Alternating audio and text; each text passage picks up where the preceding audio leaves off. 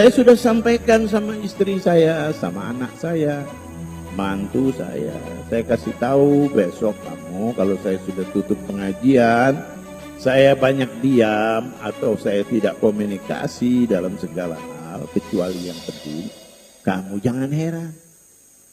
Karena ini instruksi dari ini.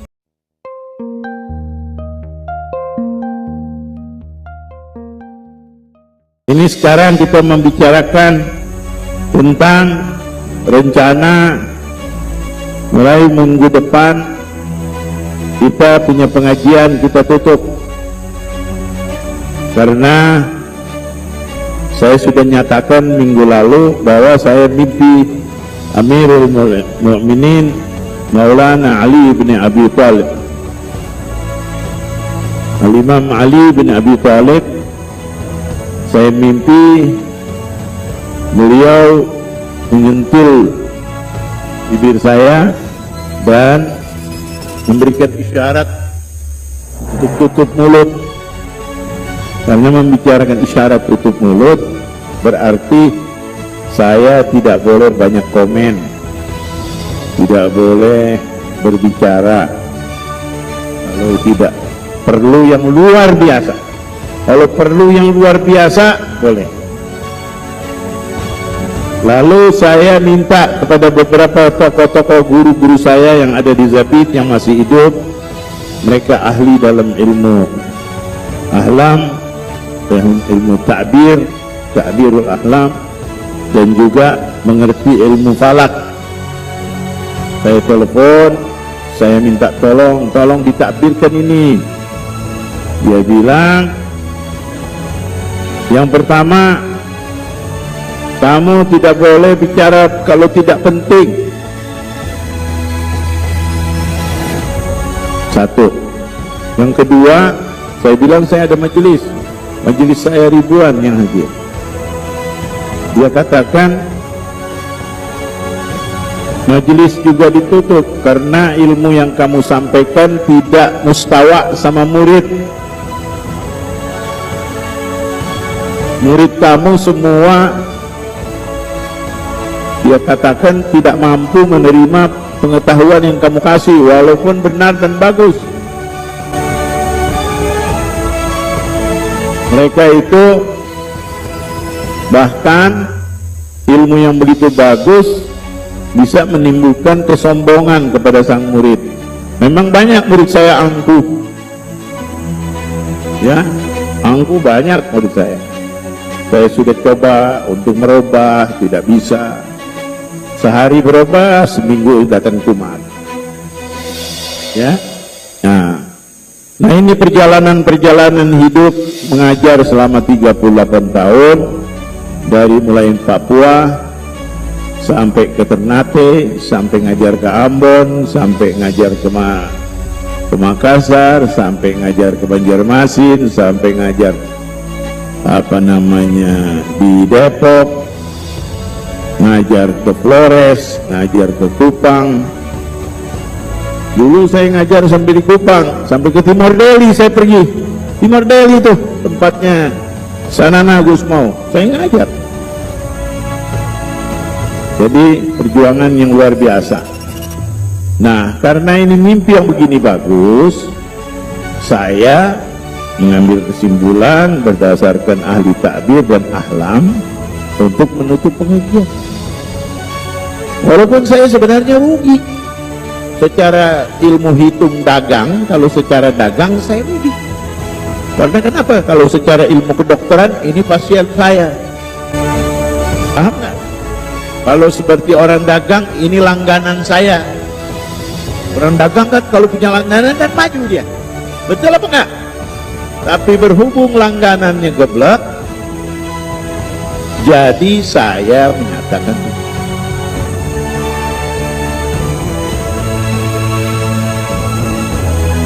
ilmu yang begitu bagus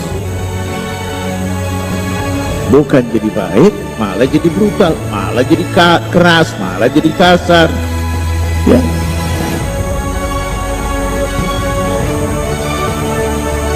Kalau nanti ada lagi isyarat buka majelis lagi, saya buka. Kalau ada. Tapi kalau nggak ada, sampai saya tutup mata, ya saya nggak berani. Nggak berani. Saya bersyukur, walaupun saya merasa itu teguran dari Amirul Mukminin Maulana Ali bin Abi Thalib, saya tahu dalam takbirnya itu saya harus tidak boleh berbicara kalau tidak penting. Dan saya sudah sampaikan sama istri saya, sama anak saya, mantu saya kasih tahu, besok kamu kalau saya sudah tutup pengajian, saya banyak diam atau saya tidak komunikasi dalam segala hal kecuali yang penting, kamu jangan heran, karena ini instruksi dari pintu ilmu, babul ilm. Amirul Mukminin Ali bin Abi Thalib kasih saya. Saya merasa bahagia. Di satu segi saya merasa rugi, meninggalkan majelis yang begini besar, murid yang begini banyak. Orang semua ustadz kepengen punya murid banyak. Gak ada. Apalagi makin banyak dia makin goyang-goyang kayak Gatot Kaca. Paham nggak? Alhamdulillah murid saya ada di dalam 7 provinsi, ya, tidak kurang, ya, di mana-mana murid saya. Ada di Ternate murid saya, di Ambon murid saya, di Manado murid saya, di Gorontalo ada murid saya, di Palu ada murid saya, di Banjar ada murid saya, Kalimantan Timur ada murid saya, Kalimantan Utara, di Jawa Tengah, di Jawa Timur, di Jawa Barat.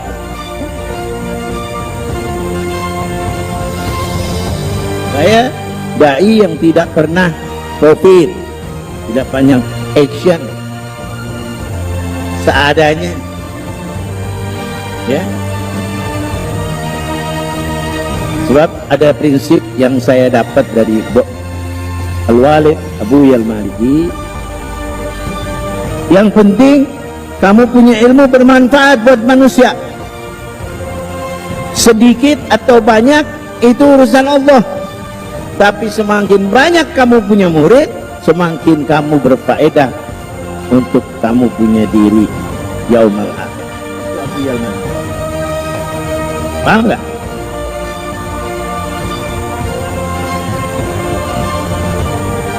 Jadi saya mohon murid-murid saya, tolong jaga akhlak yang baik. Satu, ya, jaga akhlak yang baik, ya. Yang kedua, ya, sembahyang jangan tinggal, sholat 5 waktu jangan tinggal, baca Quran jangan tinggal, membaca aurat salaf al-alawin jangan tinggal, ratib al-attas, ratib al-haddad, wirid al-latif, zikir tauhid jangan ditinggal, ya. Silaturahmi sama keluarga, sama teman, sama tetangga jangan ditinggal. Kunjungi orang-orang soleh jangan ditinggal. Kalau kita lagi sumpah ziarah kuburan aulia, dari mulai Jawa Timur sampai Jakarta, ziarah aulia. Dan Nabi Muhammad adalah Sayyidul Wafa. Rasulullah adalah pemimpin budi. Jadi kalau ada orang yang bilang orang berbudi, orang yang tidak lupa dengan kebaikan orang, maka kata Nabi, aku adalah pemimpinnya. Kalau ada orang bilang orang itu paling baik di kota Kalimantan, kata Nabi, aku adalah pemimpinnya. Ada orang baik di Arab, di Hadramaut, kata Nabi, aku adalah pemimpinnya. Ada orang baik di Tanah Jawa, kata orang itu orang baik, kata Nabi, aku adalah pemimpinnya. Nabi ada di atas, tidak pernah bawa di dalam kebaikan. Abu Lahab musuhnya Allah. Ibu-ibu, Abu Lahab musuhnya Allah enggak? Hah? Musuhnya Allah. Ada ayatnya terbaca ilaha wa ta'ala humaluhu wa ma kadza saya salam ta'ala dalaha wa ra'atu hammalatal hatab fi jidha hablum min masad. Ini musuhnya Allah, nyata-nyata di Quran musuhnya Allah.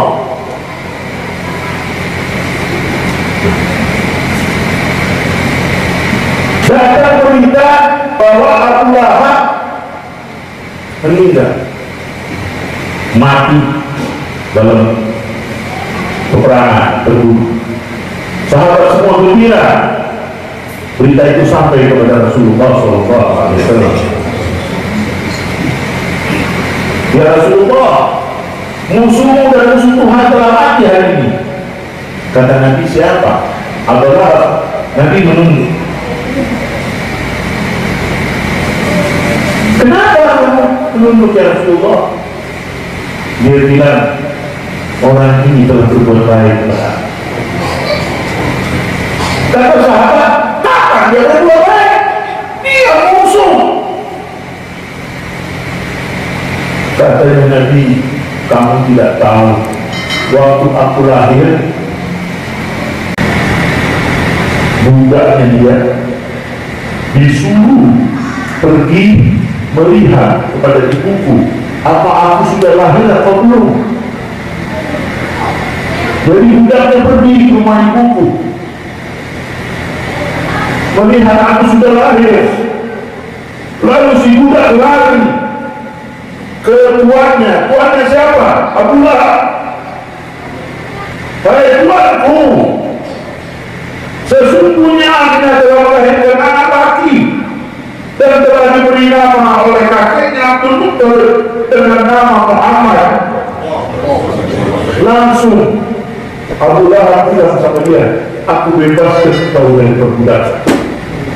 Jadi dibebaskan dari perbudakan karena budi baiknya kepada Nabi. Ini maksudnya apa? Di dalam hadis Bukhari, Abu Lahab itu setiap hari Senin, ya, setiap hari Senin dikasih air oleh Nabi di dalam neraka. Nabi tuangkan air setiap hari Senin, datang hari Senin, Nabi tuangkan air kepada Abu Lahab karena Abu Lahab berbuat baik kepada Nabi Muhammad di masa. Jadi kita ini kalau ada orang berbuat baik, kita harus bilang baik, harus bilang terima kasih. Ya, jangan kita lupakan, karena nanti kalau kita lupakan, keberkahan itu diangkat oleh Allah. Siapa yang tidak berterima kasih kepada manusia, pasti dia tidak terima kasih kepada Allah. Siapa yang berterima kasih kepada Allah, pasti dia terima kasih kepada manusia. Orang sufi, para aulia menyatakan terima kasih kepada manusia di sini, yaitu terima kasih